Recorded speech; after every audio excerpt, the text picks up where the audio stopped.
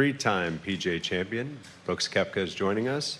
Brooks, welcome to Valhalla, where you'll be playing in your 12th PGA Championship. How are you feeling about your game as your title defense begins tomorrow? Yeah, I feel good. I feel like my game's in good shape right now. It's be interesting to see how the course plays. It's a little wet right now. I don't know if we're going to get any rain this afternoon. Looks like it. So, but yeah, it's in great shape, just as I remember. Obviously, changed the grass in the fairways. I think it's made it a little easier to chip off of. But yeah, it's a good track, big boy golf course. That's great. Thanks. We'll open up for questions, starting with Jeff. Hey, Brooks. You made a nice tradition here of being the host for the Champions Dinner. Last night you had a nice turnout, looked like cool venue. What does it mean for you to be able to host that dinner, and what were a couple of highlights of the evening? Yeah, look, it's awesome. I'm not able to go to the one at Augusta yet, but this one is super cool. It's the only one I'm able to go to. It was great to be at Churchill Downs. I've always wanted to go to the race. I think we were going to go in 20, but the COVID, we couldn't get to go. So it was super special, and we had a great time. It was a good dinner, really cool. Some cool things. My chef was able to cook up the menu, help the guys at Churchill Downs. So we had a good time. Mike 8. Hey, Brooks. After Singapore, you said that Augusta was a bit of an embarrassment in your eyes, and you kind of had to look your team in the eye and say, sorry. What have you done to reset since then, and what did you have to actually tell your team there? Not much. I just apologized. Everybody put in a lot of hard work, dedicated a lot of time and effort, and then for me to go out and play like that's not what I expect of myself. I don't think what they expect of me. So yeah, we had a good talk and just kind of put our nose down and kept grinding. Had some difficult punishment workouts. It was long hours on the range. Just worked with everybody and really tried to go back to the fundamentals, and I think that was the important thing.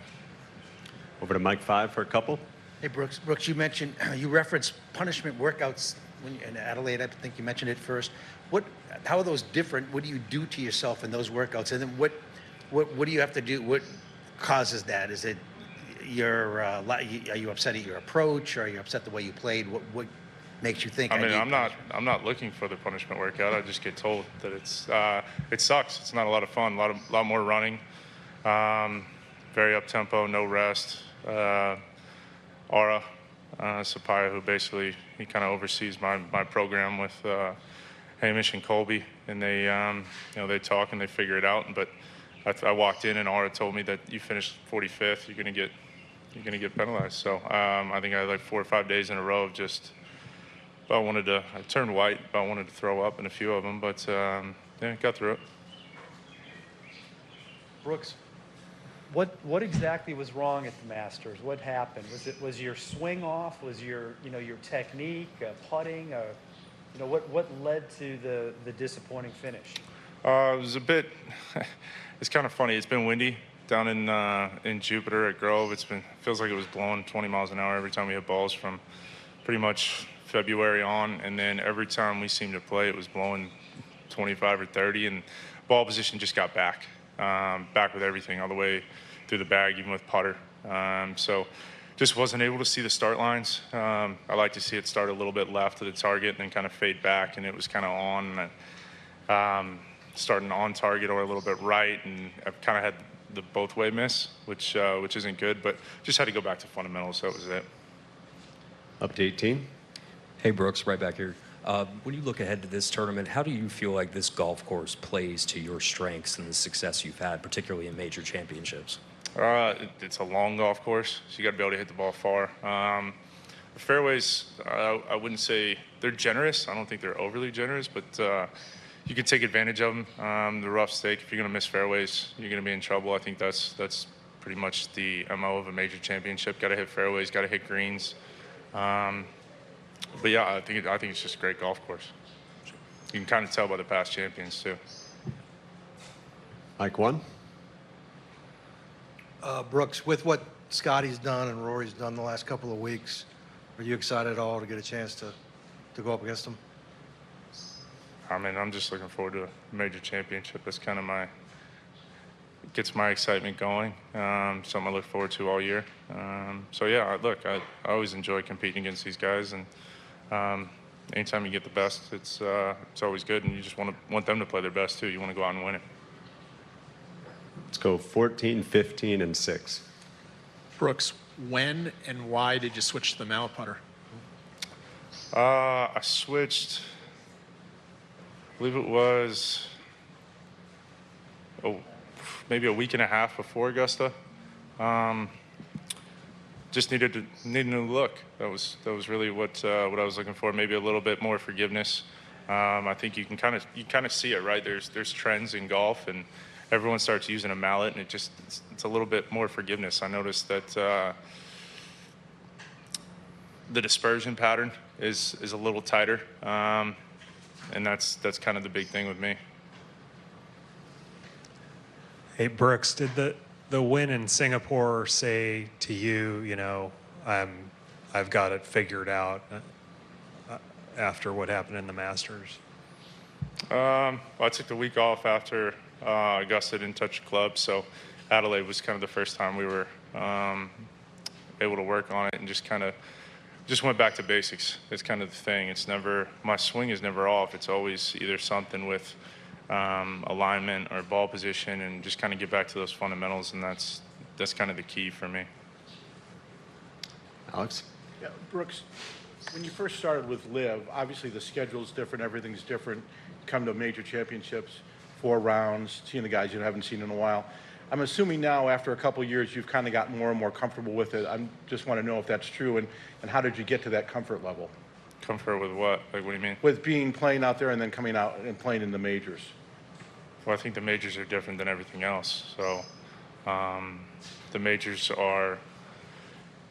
they just have a different feel than any other golf tournament. It's always been, I've always enjoyed it. They're always tougher golf courses, so it's something I get up for. But there's really, I don't see, it's the same thing, right? It's always the peak of our sport, or the 4 times a year we play a major, so that's kind of the only thing. But there's no real difference.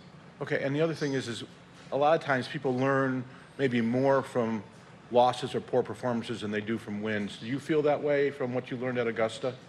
Yeah. I mean, I've said it multiple times. I think winning, you don't really look back at anything. You just kind of celebrate it and kind of move on. But when you lose, you're kind of forced into trying to figure out why and what happened, and you know, whether that be second place or missing a cut, it doesn't really matter. You got to figure it out. Mike 11, then 8. Yeah, Brooks, saw you got to play practice round with JD today. Crew got to meet Uncle John as well too last night. What's that relationship for the two of you like, being past champions here and reuniting? Yeah, JD's the man. I've always loved being around him. He's gotten close with my dad as well. I think what was it, Bethpage? Him and my dad hung out for a while. I think my dad even forgot to come out and watch me till it was probably about the back 9. So he probably should have stayed with JD, otherwise it wouldn't have been as close. But no, look, he's been great. We text a lot. We have pretty good communication, and it's always fun. Try to play with him at least once. I think we played with him at the British last year, and then obviously here try to get 9 holes in with him. Brooks, it seems like out here on tour there are guys who can go out down the stretch, execute the shots they want, and then there are guys that just don't have it. Do you think that that's a skill or ability that can be learned? Yeah, I think you can learn it. You're always adapting to kind of your surroundings, so the more times you put yourself in that position, it's easier to learn from. But you really have to dive in deep to the issue and really kind of look yourself in the mirror as to why, if you can't cross that line, why can't you? Or when you did, what was your thought process? What was your what were the misses? You just go down that line of what really went wrong, and I think you definitely can learn it. But I mean, some guys definitely are born with it. We'll go next to Mike 6, followed by 7 and 17. Brooks, when you decide after the Masters that you need a week away from the clubs, you put the clubs down, is that easy or hard for you to do? No, it's pretty easy. It was kind of always planned. I think no matter how I play in the majors, I feel like I'm not physically exhausted, just mentally. just a grind of what I put myself through, or what goes on for the previous weeks of the prep. It's just a lot more intense, and I enjoy taking the week off after. It's kind of enjoyable. Brooks, when you struggle in events, is competitive mindset ever the issue? Yeah, I think so. I think sometimes you can be looking so far ahead. Maybe,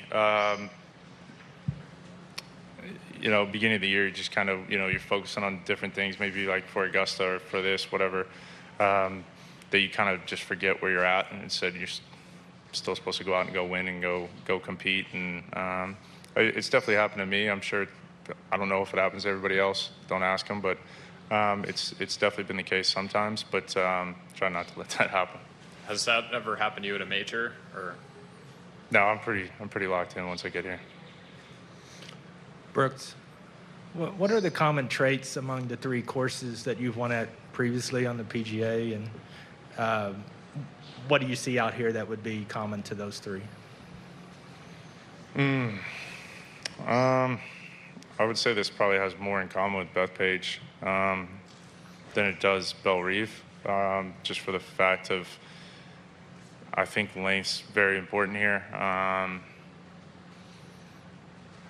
Yeah, it's a major championship. You gotta put the ball in the fairway. I think that's the big thing. You look at those 2. It's here in Bethpage. If you miss the fairway, I think if you had a 5-iron in, there's a good chance you're not reaching the green. Maybe you can if you catch a great lie, but odds are you're really not.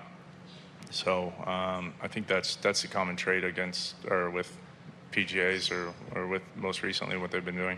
Okay, thanks. We'll wrap things up with Mike 9 and 18. Yeah. You've won this event 3 times. It's the most successful major for you. Can you think of a reason why you've had success in the PGA Championship? No idea, man. I just like majors. Brooks, back here at 18, you talked about the mindset, the mental exhaustion that you have after a major. How would you describe your mindset when you get into one of these tournaments? What kind of switch flips for you? I don't know. I've heard from just kind of the people around me, it's just different. My demeanor, my focus is just different. I can't explain it. I don't really know how to or what I'd really do different. But everybody on the team can kind of see it, and they kind of know. I can walk right past them, and I don't even know that they're there sometimes. It's a grinding week. You've got to be fully locked in. I feel like you can't take one shot off, and I love that. It's always, you're one shot away from making a double bogey, and that's what I love.